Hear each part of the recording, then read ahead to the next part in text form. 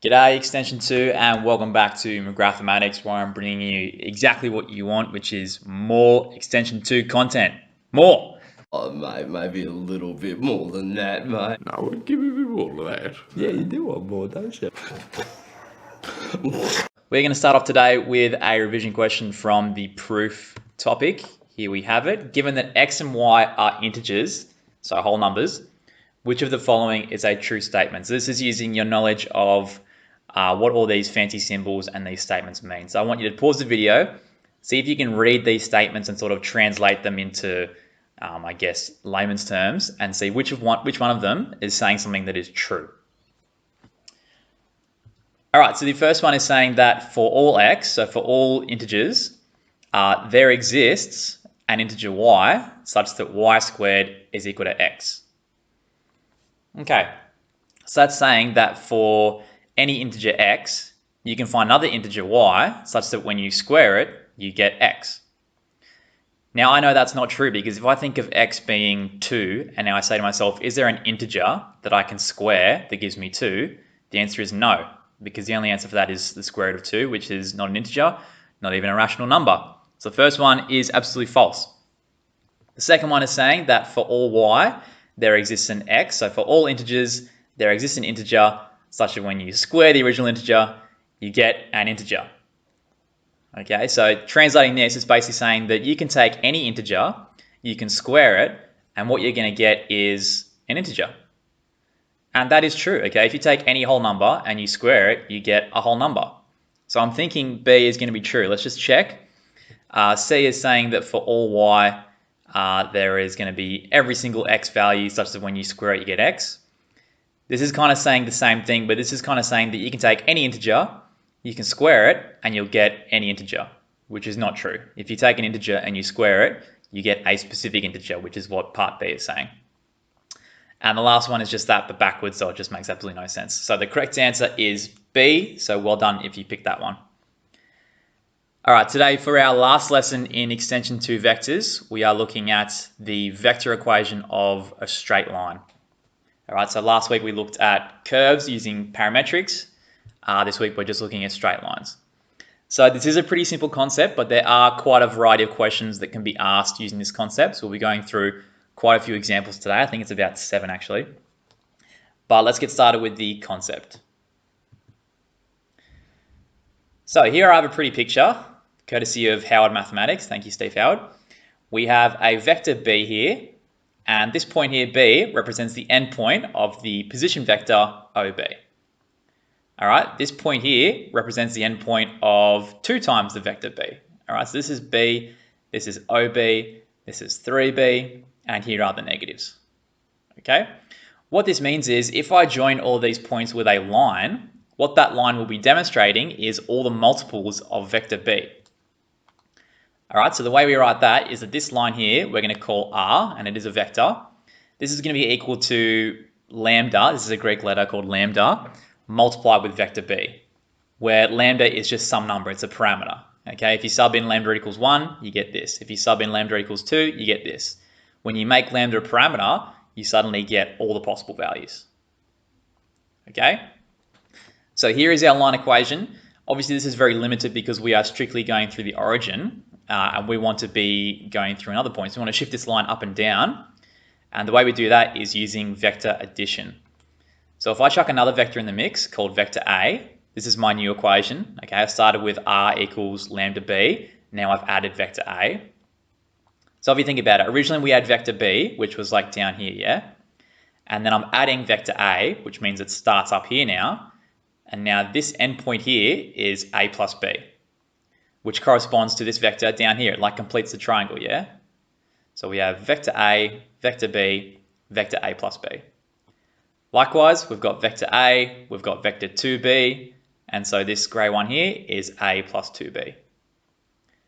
All right, so all these grey lines are pointing to vector A plus a multiple of B, and you're getting this line if you join all these points up, okay? And that's why this line is represented by R equals A plus lambda B, and that is your line equation, okay? So if you want to write the equation of a line in terms of vectors, all you need is a vector B, which it is parallel to. So you have your direction vector, and you just need another vector A that the endpoint, OA, is a point on your line. Okay, so it's basically the line R is going through A and it has direction B. That's the concept, okay? And if that didn't make sense to you, anyone can memorize this, okay? Vector R, well, the line equation for R is going through A with direction B, and here's a diagram sort of explaining that, okay? We've got, here's our vector A, here's the endpoint, here's our direction vector B, and here is our equation. Okay, so it's very simple, and we'll be doing a variety of examples, which we'll get stuck into right now. Here's another example just to give you a quick idea. So here is the vector 1, 1, and here's the endpoint, the coordinate 1, 1, because it is a position vector. We're mostly working in 2D today. Well, actually a bit of both. So here's the point 1, 1, and here is the vector 2, minus 1, okay, because this vector is going across 2 and down 1. So this line is going through this point, 1, 1. It's parallel to the vector 2, minus 1, and so here is the line equation. Okay, passing through this, parallel to this, that's really it. Okay? So here's our first example. Find the equation of a line passing through the point 1, 2, 3, parallel to the vector 3, minus 2, and 1. Leave your answer as 3 parametric equations. All right, so using that formula we just looked at, we can say the equation for the line, which we're going to call R, vector R. So again, it's passing through 1, 2, 3. So we have 1, 2, 3 here. And the direction vector is 3, minus 2, 1. Okay, it's parallel to this vector. So there is our direction vector. Multiplied by the parameter lambda, which gets you all the multiples, which creates the line. Okay? Now, this is our equation. We have found the equation of the line, but this isn't 3 parametric equations. All right, the way we get this is very simple. Is we think of our line, R, as a set of ordered triples, okay? Sets of x, y, and z. And these x, y, and z's are determined by lambda, okay? If you have an x value if you have a lambda value of 5, your x value is going to be 1 plus 5 times 3. If lambda is negative 42, it's going to be 1 plus minus 42 times 3. Okay, so we can set up 3 equations where the x component is 1 plus 3 lambda right there. The y component is 2 plus negative 2 lambda right there. And the last one for z is 3 plus 1 lambda. Okay, so there is our line equation, but there it is written in parametric form. Okay, we've just written it as 3 parametric equations. X equals 1 plus 3 lambda, y equals 2 minus 2 lambda, and z equals 3 plus lambda. All right, now the next part, we want to, still in the same question, find the equation of the line, passing through the points 2, 3, and 5, 7. All right, so to find a line equation, we just need a point that it's going through, which is good. We've got 2 options. And we just need to find a vector that it's parallel to, a direction vector. All right, so if it's going through 2, 3, and 5, 7, if we find the vector from 2, 3 to 5, 7, that'll show us the direction. All right, so we're going to do the second point, 5, 7, take away the first one because this gets us the vector from 2, 3 to 5, 7, which is what we're trying to get. All right, so we get 3 in the x and 4 on the y. So this is our direction. This is the thing that we are parallel to. So now for our equation, we have 2 options. We can say, well, either the equation is passing through this, parallel to this, or if you wanted to, you could write it as passing through this point, parallel to the same thing. Okay, these are both the exact same equation. Well, not the exact same, but they are describing the same line. Okay, 2, 3, and 5, 7 are just different points on the line. But it doesn't matter. You can just do any point for this first part. Okay, but this should always be the same. It should always be the same parallel vector. All right, now for the last part, we want to find the equation of the line segment joining the 2 points in part B. So in part B, we found the equation of the line that passes through 2, 3, passes through 5, 7, and then keeps going. We want to sort of limit this scenario so that it only starts at 2, 3 and it finishes at 5, 7. Okay, so where your line starts and finishes depends on what your value of lambda is.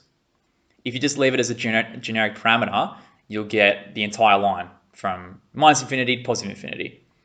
So we need to figure out how we need to restrict lambda so that this infinite line becomes a line segment.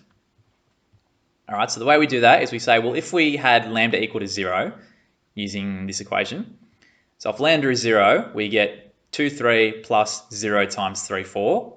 So we get 2, 3. Sweet. That means for our starting point at 2, 3, we just need to make lambda equal to 0, and we get there. Now, if we let lambda equal to 1, we get 2, 3 plus 1 times 3, 4. So we get 2 plus 3 is 5, 3 plus 4 is 7. Cool, there's our endpoint. So what this means is that when lambda is 0, we're here. When lambda is 1, we're here. So that just means if we restrict lambda so that it's only between 0 and 1, it's only going to give us the piece of the line between 2, 3 and 5, 7. And so there's your answer. All right, to get this line as a line segment between these 2 points, you just need to find the value of lambda that gives you the endpoints and then restrict lambda for those 2 values. Okay? All right, next example. We have determine if the following lines are parallel, intersecting, or skew. All right, so what's interesting about in 2D linear algebra with an x and y axis, if you have 2 lines, it's always going to be one of 2 scenarios. Either those 2 lines are parallel, so they never meet, or if they're not parallel, at some point they're going to cross over.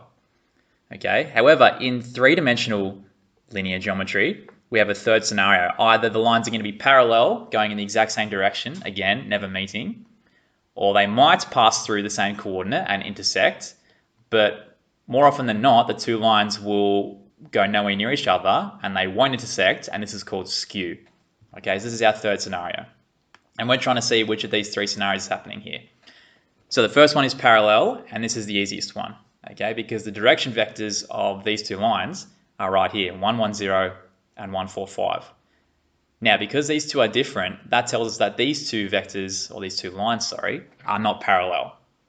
All right. However, if this direction vector was, say, 2, 2, 0, they would be parallel because 2, 2, 0 is a multiple of 1, 1, 0.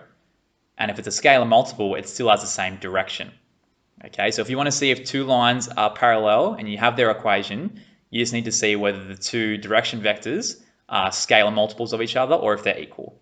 In this case, it's neither, so these 2 lines are not parallel. Okay, so now we just need to see if they're intersecting, and if they're not intersecting, they'll be skew, so it's going to be one of these 2. So to see if they intersect, we need to find if there's some value of lambda, lambda 1 and lambda 2, where these 2 lines are going to output the same coordinate. Okay, the way we do this in 2D geometry is we solve simultaneously, and we're going to do something very similar here. All right, we are going to see if there is a value of lambda 1. I'm just going to call this A to make the algebra a bit easier. And if there's a value of lambda 2, which I'm going to call B, such that we can get left-hand side equal to right-hand side. Because if there is, then they're going to intersect at that point. So we set up 3 equations here, okay? We have 1 plus 1A equals 2 plus 1B. There's the first equation. The second one is for the Y. We have 3 plus 1A equals 5 plus 4B, right there. And luckily the last one is much nicer. We have minus 1 plus A lots of 0, so nothing. We just have minus 1 equal to 0 plus 5B. All right, so we're trying to see if there's a value of A and B that makes all these 3 equations make sense. Okay? Luckily, one of them is pretty simple. We don't have to do much eliminating here, but more challenging questions will require that. But luckily, equation 3 only has value of B, so we can solve for that by dividing by 5. Okay, now we can substitute this value of B into one of these 2 equations and solve for A. The top one looks easy to me, so I'm going to change this B to a minus 1 on 5. And now we solve this equation for A. So we take the 1 across, tidy it all up, and you get A is equal to 4/5. Okay, here's where it gets interesting. Now we substitute these 2 values into the middle equation, the leftover one, and see if left-hand side equals right-hand side. If it does, then the whole thing works, and these 2 lines are going through the same coordinate. If it doesn't work, they must be skew. So let's see, we're going to change. We're going to have 3 plus 4/5 equals 5 plus 4 times negative 1/5. That works out to be 3 4/5 on the left and 4 1/5 on the right. And those two are different numbers, which means we have an inequality, which means this equation set doesn't have a solution, which means these two lines never pass through the same coordinate, which means they are not intersecting, which means they must be skew. Now, this isn't the equation of those two lines. This is just an example of two skew lines, but that's what it looks like in 3D, okay? They're just going on their own sort of path, not intersecting, not parallel, never meeting, okay? This is with the software GeoGebra, which I'll show you guys how to use soon. It's pretty simple. All right, so that's it. Those two lines are skew. There you go. Next one, we have a line equation right here. We want to figure out if this point lies on this line. Okay, so again, the way we do this in 2D algebra is we really just substitute in the points into the equation and see if it works. We're going to do something kind of similar here. We're going to substitute this value into our equation and see if we can get a solution. Okay, so we're going to make this line equation equal to -4 -1 0, and we're going to see if there's a value of lambda that makes this work. Okay, if this has no solution, then no, this line does not pass through this point. So as we've done a few times now, we set up three equations. We have -1 plus 3 lambda equals -4. We have 3 plus 4 lambda equals -1. And we have -2 plus -2 lambda equals 0. All right, so now you've got three equations. We just need to see if there's a value of lambda which solves all of them. So the way you do this is you just pick one of the equations and you solve it and you get an answer. You take that answer, you substitute it into the other two and see if it works out. So I'm going to choose the last one to solve because it's nice and easy. We just need to add across and then divide, and you get that lambda is equal to -1. Okay, so now we need to see if -1 makes these two equations also make sense. So let's have a look. So changing the lambdas to -1s in these two, we end up with -1 minus 3 equals -4. Yes, it does. And we have 3 minus 4 equal -1. It sure is. So the system of equations works. There is a value of lambda that can make this equation look like this, which means that this line must be passing through this point when lambda is -1.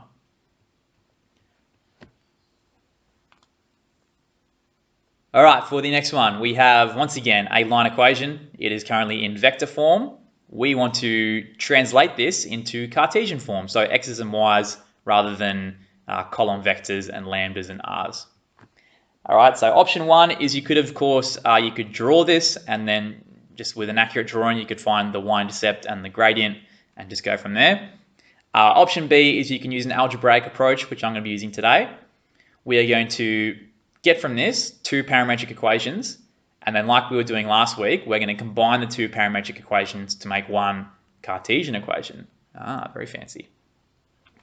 So our parametric equations are -2 plus 4 lambda for x, and for y we have 3 plus 2 lambda.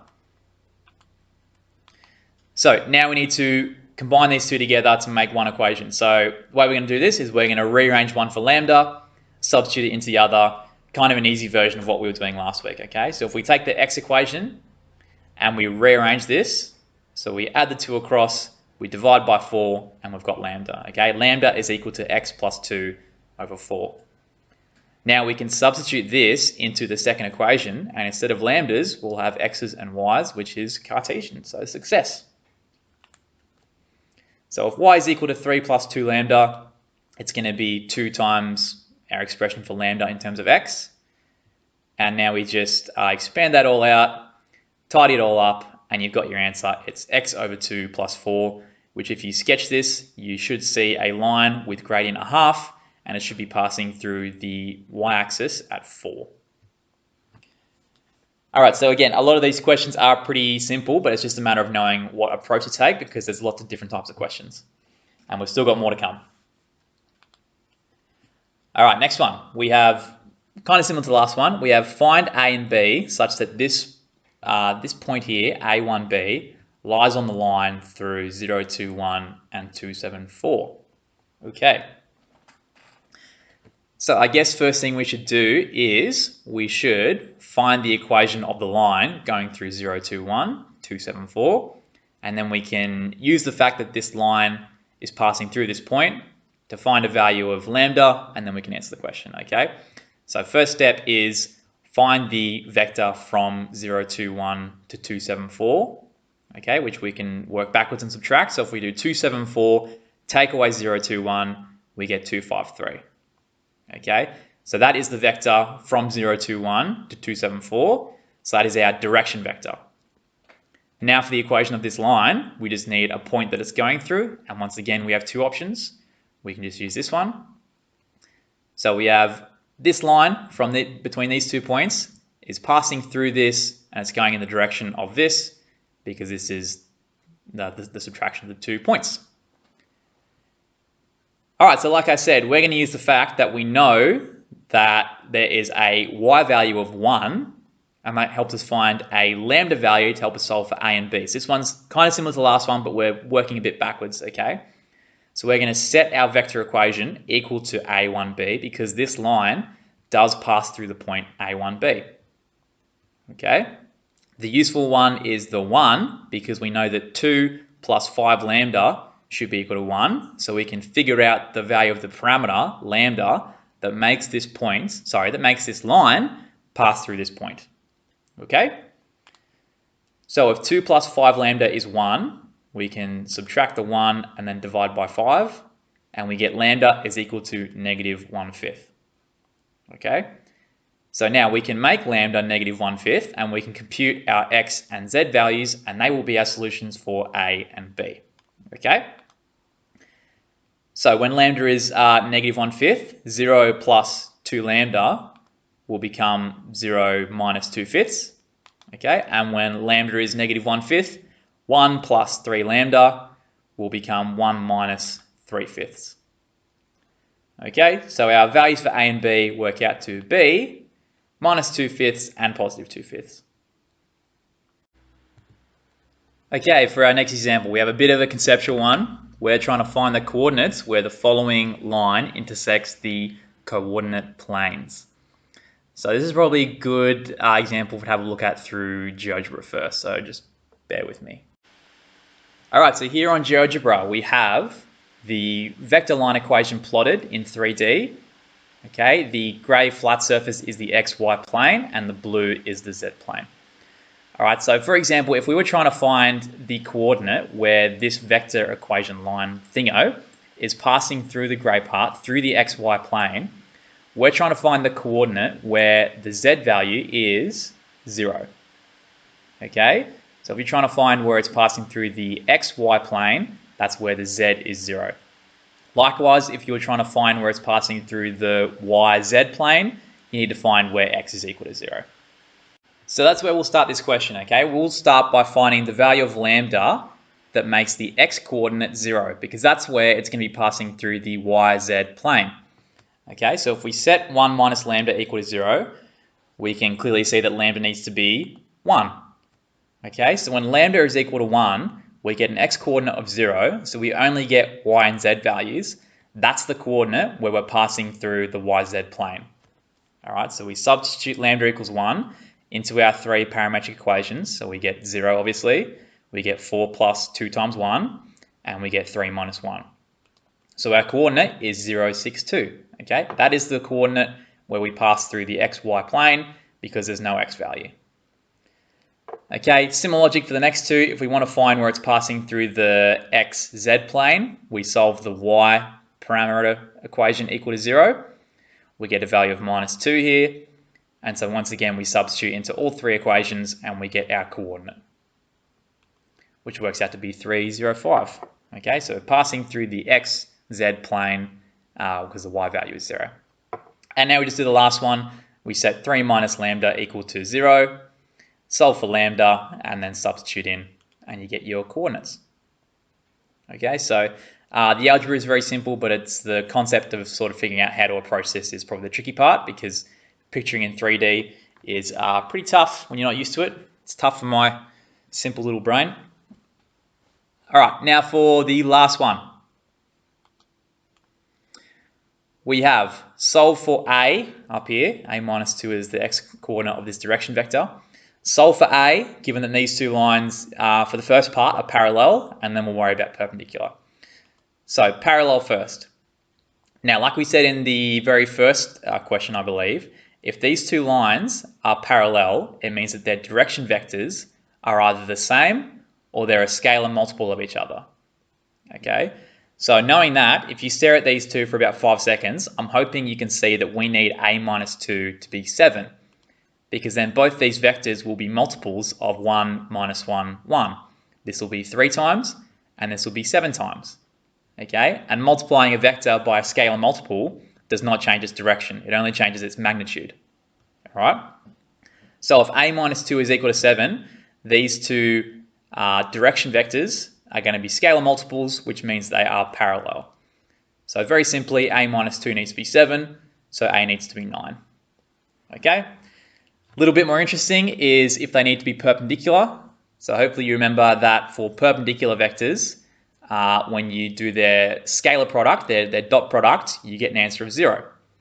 All right, so if these two direction vectors are perpendicular, we don't really care about the points that they're going through. We only care about the direction vectors, these two. All right, so if I did the dot product of this vector with this vector, and I got an answer of 0, that means they are perpendicular. So that's what we'll do. So we'll do 3 multiplied with A minus 2 plus negative 3 multiplied with negative 7 plus 3 multiplied with 7, setting equal to 0, and we'll solve for A. So working that out, we get 3A minus 6, we get 21 and 21, and so quickly solving for A, we get A is equal to negative 12. All right, so very simple algebra, just need to understand the concepts of the geometry. All right, so that's it. Like I said, a variety of questions they can ask you, but the concepts are usually pretty simple. The algebra is usually not too advanced. It's just the being able to picture it in some aspects, okay? That is it for this week. You guys can get some more practice in any of the 3 textbooks we frequently use. All 3 are pretty good this week, although I'll probably say New Senior probably has the most challenging questions, but it's really up to you what you prefer to access. All right, thanks very much for watching. I appreciate it, and I will see you guys next time.